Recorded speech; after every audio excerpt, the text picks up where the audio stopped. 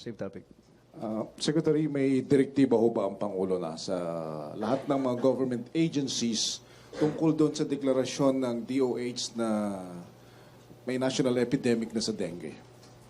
Well, the Department of Health is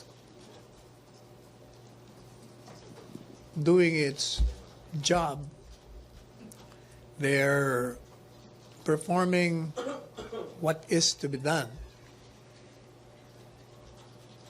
Of course, the cure of a national epidemic is to treat the patients.